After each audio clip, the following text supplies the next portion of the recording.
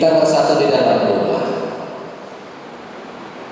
Damai sejahtera dari Allah Bapa yang melampaui segala akal, itulah yang memelihara hati dan pikiranmu sekalian, di dalam nama Yesus Kristus Tuhan kita.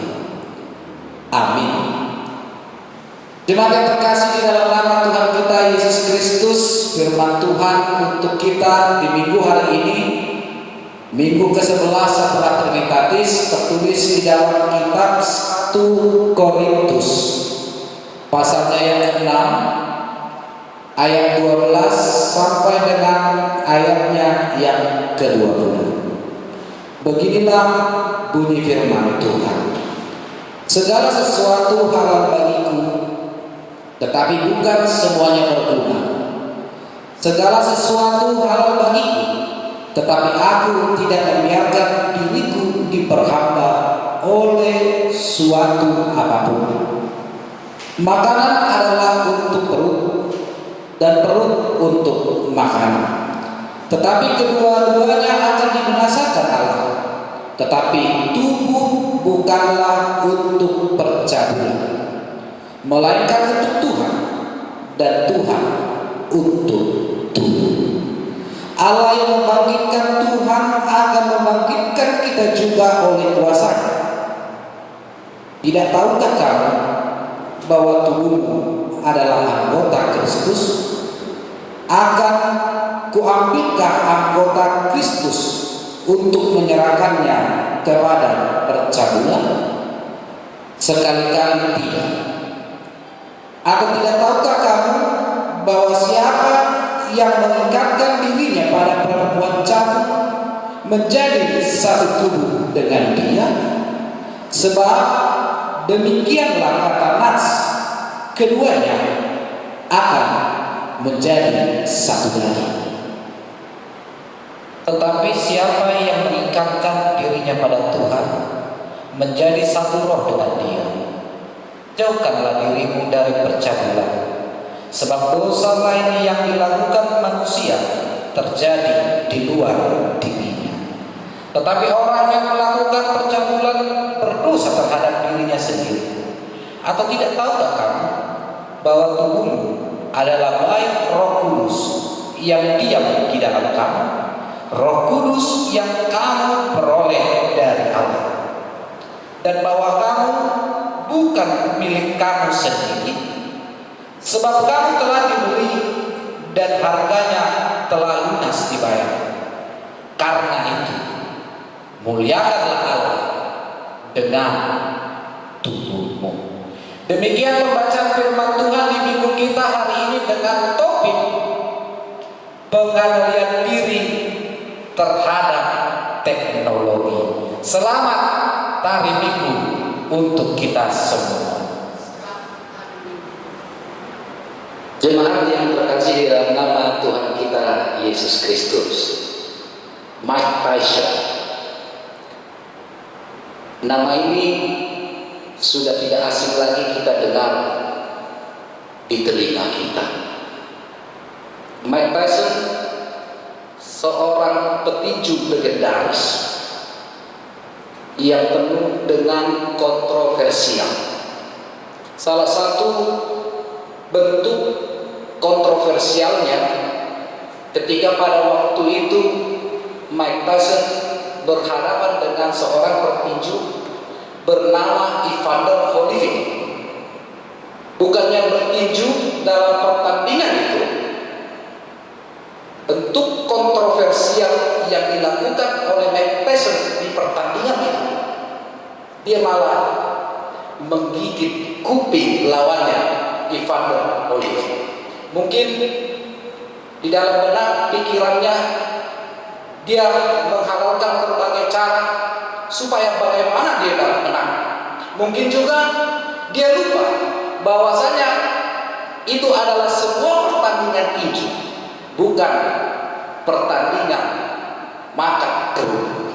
Sehingga apa yang terjadi pada pertandingan itu ketika dia menggigit kuping dari lawannya, akhirnya kekalahan diberikan kepadanya. Walaupun Mike Tyson sosok yang begitu kontroversial. Namun sewaktu Mike Tyson masih aktif di dalam dunia tinju profesional, pria yang dijuluki si leher beton ini mempunyai prestasi yang begitu amat luar biasa, yang begitu amat hebat, di mana ketika itu pada usia 20 tahun ia telah meraih gelar juara kelas berat versi WBC. Walaupun dikatakan Mike Tyson dia mampu mengalahkan lawan-lawannya, dia mampu memukul KO lawan-lawannya dalam hitungan detik, namun sayang seribu sayang, sangat disayangkan, ia gagal, ia tidak bisa mengendalikan dirinya. Padahal sewaktu itu prestasinya, popularitasnya, hartanya begitu meningkat drastis, begitu besar, dia menjadi orang yang terbaik pada masa itu. Tetapi dia tidak mampu, dia gagal mengendalikan dirinya. Hal ini bisa kita lihat sewaktu Mike Tyson masih aktif di dalam dunia tinju profesional. Gaya hidupnya begitu amat mewah. Ia kerap mengadakan pesta, ia kerap menghambur-hamburkan uangnya untuk para wanita. Ia juga dikatakan kecanduan obat terlarang, bahkan dia meninggalkan agamanya dan masuk ke agama. Bukan hanya itu saja kontroversial yang dia lakukan, bahkan pernah dikatakan bahwasanya Mike Tyson pernah merasakan indahnya, dinginnya jeruji besi selama 6 tahun.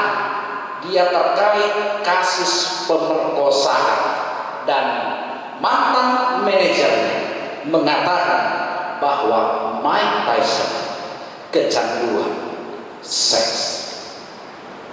Inilah yang membuat dirinya, prestasinya yang begitu amat menggemilang, yang begitu amat hebat, menjadi turun, menjadi hancur. Dan dikatakan bahwa dia akhirnya mengalami kebangkrutan. Jemaat yang terkasih di dalam nama Tuhan kita Yesus Kristus, Mike Tyson adalah salah satu contoh yang mewakili beribu-ribu orang, yang mewakili berjuta-juta orang di dunia ini yang tidak bisa mengendalikan dirinya di tengah kebebasan, kemerdekaan yang telah diterima, yang telah diberikan Allah kepadanya. Mike Tyson merupakan salah satu contoh wakil yang mewakili seluruh orang di dunia ini yang tidak bisa mengendalikan dirinya di tengah kemajuan prestasinya, di tengah kebebasan, kemerdekaan yang diberikan Allah dan diberikan oleh negara. Jemaat yang terkasih dalam nama Tuhan kita Yesus Kristus, jika kita membaca kitab Amsal di pasal 25 ayat 28 jelas mengatakan kepada kita semua, orang yang tidak dapat mengendalikan dirinya ibarat seperti kota yang roboh temboknya. Ibarat seperti kota yang roboh tembok. Apa maksudnya itu? Apa artinya itu? Di mana jika kita melihat sebuah tembok di dalam nats itu diartikan tidak hanya berbicara tentang batasan suatu wilayah, tetapi tembok itu juga diartikan sebagai keamanan, ketenangan, kenyamanan. Ketika tembok ini tegak berdiri, maka siapapun penghuni, siapapun yang tinggal di dalam kota itu, di dalam rumah itu, pasti akan merasa tenang, pasti akan merasa tentram, nyaman, aman, damai. Tetapi jika sebaliknya, jika tembok itu runtuh, roboh, siapapun orang yang tinggal di kota itu, siapapun orang yang tidak akan nyaman, pasti tidak akan tenang, pasti tidak akan aman, karena akan mudah diporak-porandakan oleh musuh. Begitu juga gambaran orang yang tidak dapat mengendalikan dirinya. Begitu juga dengan gambaran orang yang tidak mampu menguasai dirinya. Segala sesuatu yang telah ia bangun, yang telah ia bentuk, akan runtuh sekejap. Begitu juga yang terjadi di dalam nats kita hari ini. Di tengah majunya keadaan kota Korintus pada waktu itu, di mana kota Korintus merupakan kota perdagangan yang dikunjungi oleh berbagai macam bangsa. Di sanalah berkumpul berbagai macam manusia dari berbagai bangsa, dari berbagai budaya. Di tengah kemerdekaan, kebebasan yang telah Yesus berikan kepada mereka, justru membuat orang-orang Korintus tidak bisa menguasai diri. Justru membuat orang-orang Korintus tidak mampu mengendalikan dirinya. Justru kebebasan, kemerdekaan itu mereka pahami sebagai kebebasan tanpa batas. Segala sesuatu halal bagi mereka, termasuk masalah percabulan. Jemaat yang terkasih di dalam nama Tuhan kita Yesus Kristus, memang secara tidak langsung mengapa percabulan begitu marak, mengapa percabulan sering dilakukan oleh orang-orang Korintus. Secara tidak langsung, secara filosofis, masyarakat di kota Korintus begitu amat kental dengan filsafat Yunani, di mana menurut filsafat Yunani manusia itu terdiri dari 3 bagian: tubuh, jiwa, dan roh. Dari ketiga bagian itu, tubuh, jiwa, dan roh, menurut orang yang begitu akrab, begitu kental dengan filsafat Yunani, roh dan jiwa adalah bagian yang terpenting. Sementara tubuh dianggap sebagai penjara jiwa yang tidak begitu berharga, yang tidak ada nilainya, sehingga bisa kita katakan selain barang-barang berbentuk komoditas yang diperjualbelikan di kota itu, termasuk tubuh manusia itu sendiri juga diperjualbelikan di kota itu. Tidak jarang bagi mereka, karena mereka menganggap tubuh itu tidak berharga, sehingga mereka mencemari tubuh mereka, memperjualbelikan tubuh mereka.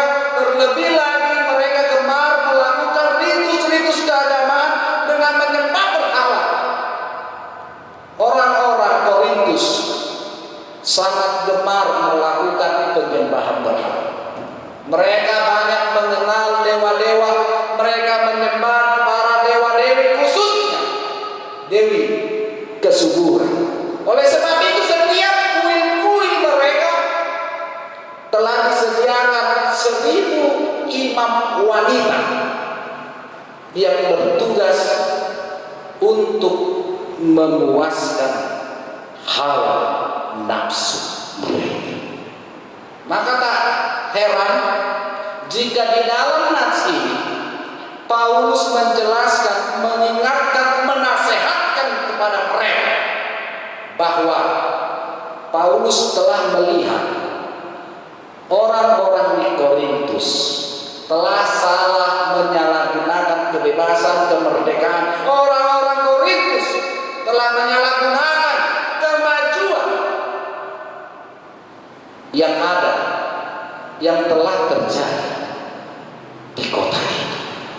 Jemaat yang terkasih di dalam nama Tuhan kita Yesus Kristus, hal yang sama terjadi di negara kita. Korintus adalah negara yang maju, kota yang maju. Begitu juga negara Indonesia, negara kita, negara yang maju, maju di dalam perekonomian, maju di dalam pembangunan. Begitu juga maju di dalam bidang-bidang lainnya, teknologi. Sekarang jika kita merefleksikan keadaan kita saat ini dengan keadaan yang terjadi pada masa itu di Korintus, bisa kita lihat di dunia kita sekarang ini banyak hal yang telah ditawarkan oleh dunia saat ini. Kenyamanan, ketentraman, kesenangan, kenikmatan. Bahkan dunia kita saat ini juga menawarkan kebebasan yang tidak dikontrol, yang sangat bisa menjerumuskan seseorang.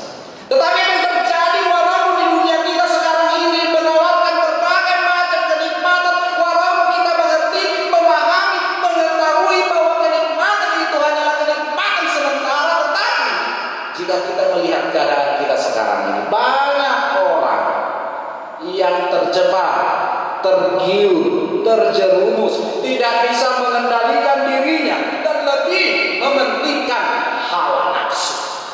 Apalagi di dunia kita saat ini, semua bisa kita raih, bisa kita peroleh dengan cara yang cepat, dengan cara yang instan. Lalu timbul pertanyaan saat ini, ketika engkau melihat keadaan dunia saat ini dengan kemajuan teknologi, dengan kemajuan zaman, kemajuan di perekonomian, kemajuan di pembangunan, yang menjadi pertanyaan sekarang, bisakah kita mengendalikan diri di tengah kemajuan saat ini? Atau malah kita terseret oleh arus dunia? Bisakah kita menggunakan kebebasan kemerdekaan yang telah Tuhan berikan kepada kita dengan baik? Atau malah kita terseret, terbawa arus di dalam dunia ini? Tetapi bila kita melihat nats kita pada minggu hari ini, Paulus mengatakan segala sesuatu halal bagi, tetapi aku tidak membiarkan diperhamba oleh siapapun. Aku tidak akan membiarkan diperhamba oleh siapapun. Lalu bagaimana dengan kita?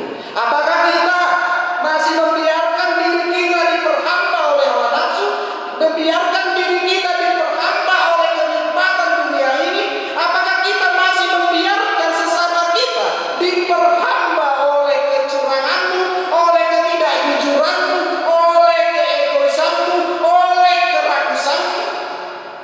Apakah kita masih diperhamba dengan semua itu? Jemaat yang terkasih di dalam nama Yesus Kristus, ada seorang dokter mengatakan kepada saya, apa yang nikmat buat tubuh tidak semuanya bermanfaat. Apa yang menurut kita begitu indah, apa yang menurut kita begitu nikmat, begitu senang, begitu membawa kebahagiaan hidup kita di dunia ini, belum tentu semua itu Belum tentu semua itu baik.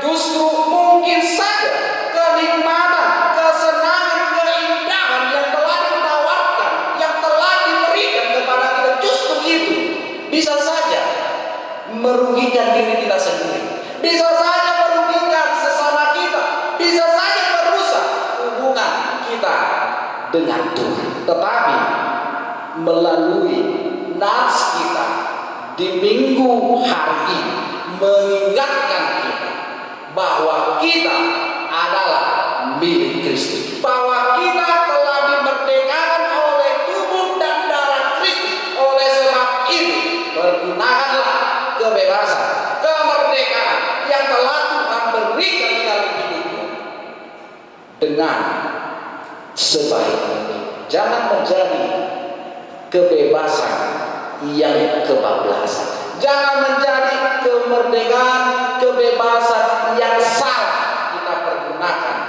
di dalam hidup ini. Setiap ada cobaan, setiap ada tantangan, sesulit apapun, katakan tidak untuk hal-hal yang jahat. Makanya Kidung Jemaat nomor 436 mengatakan, lawanlah godaan, selalu bertekun, tiap kemenangan kau tambah teguh. Nafsu kejahatan harus kau tentang. Harap akan Yesus, pasti kau menang. Mintalah pada Tuhan agar kau dikuatkan. Ia beri pertolongan, pasti kau menang. Ingat, serukan, panggil nama Tuhan. Pergunakanlah semua kemajuan itu dengan sebaik mungkin. Pergunakanlah kebebasan, kemerdekaan itu sebagai jalan, sebagai kesempatan untukmu melayani sesama, menunjukkan kasih di dunia ini. Bukan menjadi hamba, bukan diperhamba, bukan menjadi memperbudak, menjadi orang lain, tetapi membawa kabar sukacita bagi semua orang. Tuhan Yesus memberkati. Selamat hari Minggu untuk kita semua. Amin. Kita bersatu di dalam doa. Ya Tuhan Allah Bapa kami yang bertata dalam kerajaan surga yang kami kenal, di dalam nama Putramu Yesus Kristus Juru Selamat kami yang hidup. Terima kasih Tuhan atas berkat-Mu yang telah Engkau berikan, yang tidak bisa kami hitung satu persatu di dalam hidup kami. Terima kasih Tuhan, Engkau juga sampai saat ini masih memberikan, mempercayakan kepada kami napas kehidupan, kesehatan. Engkau juga telah memerdekakan kami, membebaskan kami dari belenggu-belenggu dosa, belenggu melalui tubuh darah anak Yesus Kristus Tuhan kami. Sehingga melalui hal itu mengingatkan kami Tuhan untuk mempergunakan kemerdekaan, kebebasan yang Engkau berikan kepada kami, melayani sesama kami, membawa kabar sukacita, bukan justru menyalahgunakan kebebasan kemerdekaan itu untuk melakukan tindak kejahatan, untuk melakukan tindakan moral di dalam hidup kami sehari-hari. Terima kasih juga Tuhan, dari tahun ke tahun negara kami semakin maju di dalam perekonomian, maju di dalam pembangunan. Begitu juga kami masih bisa rasakan kemajuan itu di berbagai aspek kehidupan kami sehari-hari. Terlebih di kemajuan teknologi saat ini. Tentu Tuhan dengan majunya bangsa kami itu mengajarkan, mengingatkan kepada kami agar kami juga lebih maju dalam berpikir, agar kami juga Tuhan lebih kritis, agar kami juga Tuhan bisa mempergunakan teknologi kemajuan itu berguna bagi kami, berguna bagi keluarga kami, berguna bagi sesama kami. Oleh sebab itu Tuhan, jika masih saja ada di antara kami yang lupa akan hal itu, Engkaulah yang mengingatkan kami agar melalui kami Namamu semakin dipermuliakan di dunia ini, agar melalui kemajuan yang kami rasakan hingga saat ini Namamu semakin besar di dunia ini. Engkaulah Tuhan yang memberkati, memberkati kami satu persatu, memberkati kami, menyertai kami, dan memberkati seluruh keluarga kami dimanapun mereka berada saat ini. Mulai dari yang belum sekolah sampai yang sudah bekerja, begitu juga Engkau kiranya yang senantiasa menjaga, menyertai orang-orang yang membenci maupun yang mengasihi kami. Ke dalam tangan pengasihan-Mu Tuhan, kami serahkan seluruh hidup kami. Harapan kami di dalam nama Putra Kristus Yesus Tuhan kami.